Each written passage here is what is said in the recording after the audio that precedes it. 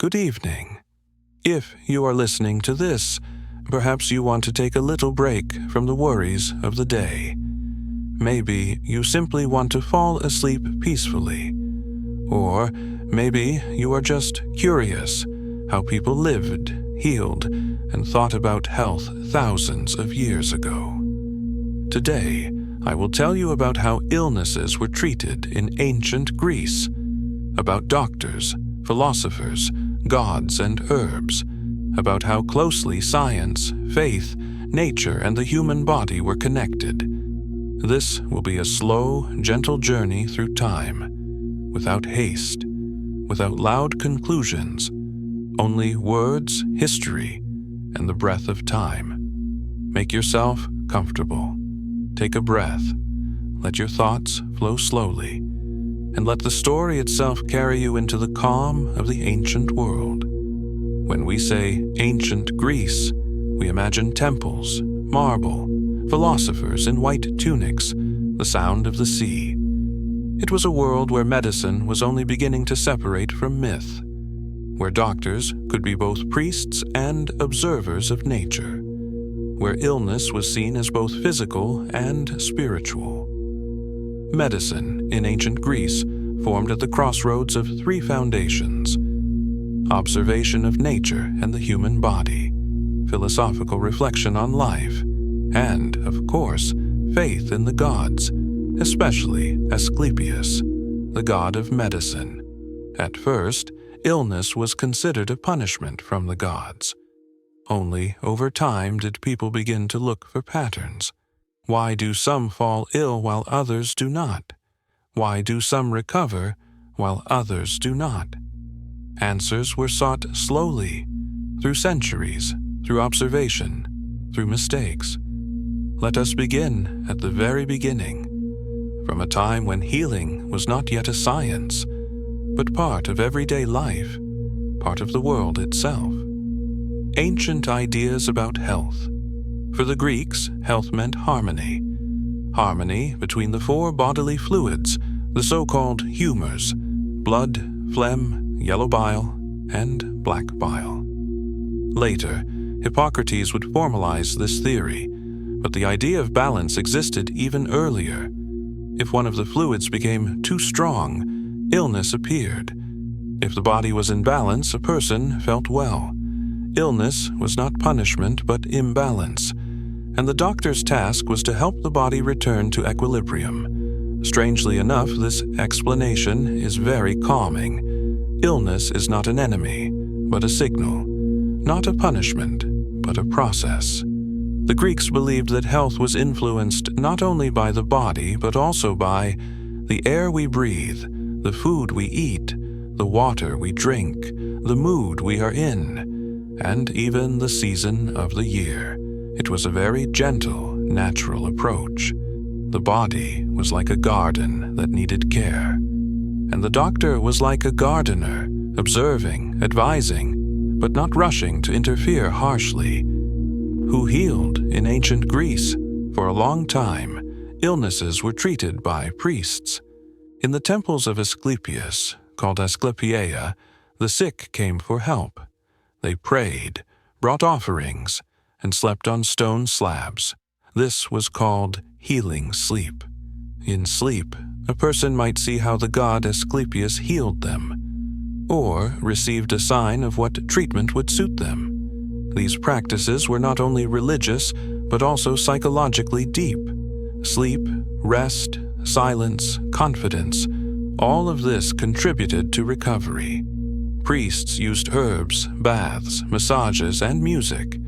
The temples were built in beautiful places, by the sea, in the mountains, near springs. Even today, thousands of years later, we know the silence of nature and a sense of safety are powerful allies in healing. Over time, practical doctors appeared. They were called iatroi. They no longer relied only on the gods. They studied symptoms, observed the course of illness, described conditions. One of the first great physicians was Hippocrates, but we will talk about him a little later. Now, if you are listening to this before sleep, Take a deep breath. Imagine a small white temple surrounded by greenery, filled with calm herbs and water. There is no noise, no hurry, no screens. Only a soft breeze, clean water, and people seeking peace through balance. That was medicine in its earliest forms. And that is how care for ourselves could still be. Perhaps one of the most beautiful aspects of ancient Greek medicine was faith in the power of nature. The Greeks were not treated with pills. They simply did not exist. They turned to herbs, aromas, water, and rest. Each herb had its purpose. Observations of nature were passed down orally, from generation to generation, from healers to students. One of the most revered plants was mint. It was used to ease breathing for headaches and to purify the air. Lavender, though it appeared later in the Hellenistic period, was used to create calm and relieve anxiety. Wormwood, to improve digestion and relieve internal pain. Fennel, for colds and eye problems. Thyme, as an antiseptic and to strengthen the spirit. Yes, the spirit. It was believed that its aroma strengthened not only the body but also inner strength. Herbs were placed under pillows, chewed, brewed, and ground into ointments. They were offered to the gods, brought to temples, and used to fumigate homes. Each herb was more than just a remedy. It was part of the world, a symbol of care and connection to the earth and the seasons. You have already heard about the Asclepiae, temples dedicated to Asclepius, the god of healing. They were true medical centers of their time, quiet, beautiful, filled with greenery, columns, sunlight, and the sound of water. The most famous Asclepieion was in Epidaurus in the Peloponnese. It combined spiritual and physical healing. People came there not for a day, but for weeks, sometimes months. They cleansed the body, fasted, prayed, slept, and spoke with priests. They were given decoctions, bandages were applied, water treatments were performed. But most importantly, they were listened to. They were given silence and time. It was therapy based not on struggle, but on restoration. According to legend, Asclepius was the son of Apollo. He could raise the dead. He held a staff entwined with a serpent, a symbol of medicine even today. The serpent is an ancient image of renewal, wisdom, and healing. It sheds its skin, like a body that cleanses itself and begins again. When Greeks came to the temple, they hoped not only for healing, but also to regain balance with the body, the soul, and the gods. Beyond temples and priests, everyday Greek medicine was very simple, natural, and calm. Here are some things the Greeks recommended doing daily, many of which remain relevant even today. Walks in fresh air, especially in the morning and evening. Movement and breathing were key to health. Moderation in food. The best medicine is hunger, some doctors said. Bathing in water, seawater, rivers, springs. Water cleansed both body and thoughts. Massage with oils. Olive oil mixed with herbs was used. It relaxed and helped with joint pain and fatigue. Sleep by a natural rhythm. Greeks believed one should go to bed at sunset or shortly after, and wake with dawn. Solitude and rest of the mind. It was customary to withdraw into gardens, to reflect, to be silent. Peace of mind was the foundation of health. Music and poetry. They were considered not only entertainment, but medicine. The music of the lyre, the verses of Homer, all were part of the healing atmosphere. The Greeks did not divide a person into body and mind, as we often do today. For them, it was one unified space. To heal the body also meant to support the soul. If you are lying with your eyes closed, try to imagine walking along a path, on soft earth, surrounded by green trees. You hear a stream murmuring nearby. You sense a light scent of lavender and mint leaves. You approach the white columns of the temple of Asclepius. There is cool shade, and the air is filled with calm. You sit by the water, lower your hands into the cool flow, and all tension fades away. You simply breathe, as people did thousands of years ago, seeking peace, restoration, and connection with something greater. The name Hippocrates is familiar to many. Even if you have never studied medicine, you have surely heard the phrase, the Hippocratic Oath. But who was he really? How did he heal? What did he think about the human being, illness, and health? And what from his teaching has remained with us for 2,500 years? Who was Hippocrates? Hippocrates was born around 460 BCE on the island of Kos. It was a place with a mild climate, rich nature, and ancient medical traditions. He came from a family believed to be descended from Asclepius himself. Hippocrates was not just a doctor. He was an observer, philosopher, and teacher. He did not rely only on prayers or myths. He looked at the body. He listened to patients. He compared symptoms and searched for patterns. For him, illness was a natural process, not a curse or divine interference. This was one of the first steps toward rational medicine. Hippocrates taught doctors to observe, for a long time, patiently, carefully. He believed that a doctor should look not only at the disease but also at a person's lifestyle, their diet, their environment, the climate they live in, even their speech, facial expressions, and mood. He said, "Observation is more important than explanations. Do not rush to diagnose. Watch. Listen. Let the body tell its story." Hippocrates adhered to the theory of the four humors: blood phlegm, yellow bile, black bile. If they are in balance, a person is healthy. If balance is disturbed, illness appears. The doctor's task is to help the body restore balance, not by suppressing or fighting, but by supporting. He believed the body is wise. It naturally strives for healing if not interfered with. This approach is close to modern ideas of mindfulness and body-oriented therapy. The methods were simple and natural: diet, rest, baths, walks, massage, bloodletting in some cases, herbal infusions and decoctions, cleansing practices. But the most important thing was conversation with the patient. Hippocrates paid attention to words, voice, and personal history. He was the first to systematically keep patient records. His notes later formed the famous Hippocratic Corpus, a collection of medical texts. The oath attributed to Hippocrates sounds like an ethical code for physicians. Here is its essence, in a gentle retelling. Remember your responsibility to the patient. Do everything not to cause harm.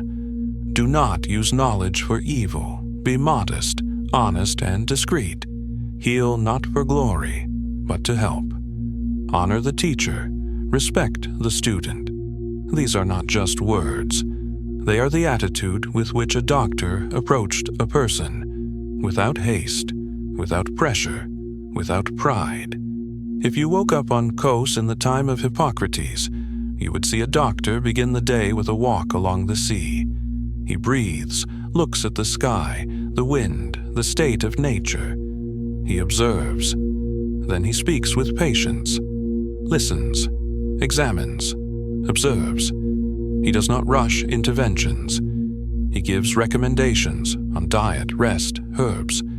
He keeps records, and in the evening he returns to the water, to cleanse the mind and not carry others' suffering within himself.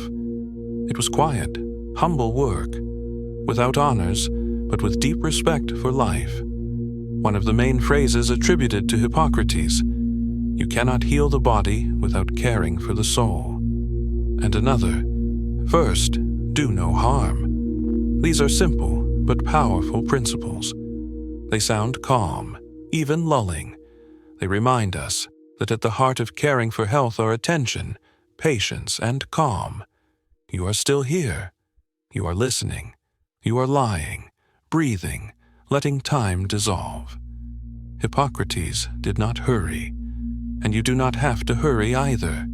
Your body, as thousands of years ago, is waiting not for struggle, but for peace.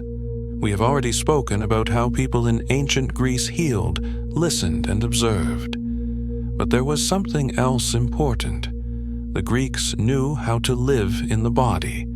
It may sound simple, but there is wisdom in it. They respected the body, cared for it, but were not attached to it. The body was not an enemy, not a problem to be fixed. It was part of the soul, an instrument for life, joy, and calm. Hippocrates said, "Let food be your medicine, and medicine be your food." The Greeks ate simply, seasonally, moderately. Fruits, olives, grains, honey, some fish. Wine, diluted with water. Herbs everywhere, in soups, teas, ointments. Overeating was considered harmful. Cleansing, natural. Eating, not just consumption, but gratitude. They ate in silence, without haste, and stopped before heaviness at a light feeling of satisfaction. The Greeks loved cleanliness. Baths were not just hygiene. They were rituals of restoration. First, heat, then water, then rubbing with herbal oils. After, rest, silence. Sometimes music or sleep. Massage was gentle, almost meditative. It restored not only muscles but thoughts. The aromas of rose, laurel, thyme soaked into the skin, and the whole body seemed to relearn how to be alive, warm, and fluid. The body needed movement, but not as punishment, rather as respect. Gymnasiums were places for light physical activity, but also for conversation, reflection, and learning. Sport was not competition, but an exercise in awareness. Movement was a way to restore breath and thoughts. Even a simple walk was considered a valuable practice. It calmed. It returned one to oneself. The Greeks believed that words had power. Not only philosophers, but doctors paid attention to speech. How does a person speak? What do they say? What do they repeat? And what do they say about themselves? Speech could be both medicine and symptom. Poetry was used to heal emotional distress. The verses of Homer, songs about gods, lyrical poetry about love and calm. The music of the lyre, the sound of water, the rhythm of breathing, all were part of healing. Aging was not feared in Greece. It was perceived naturally.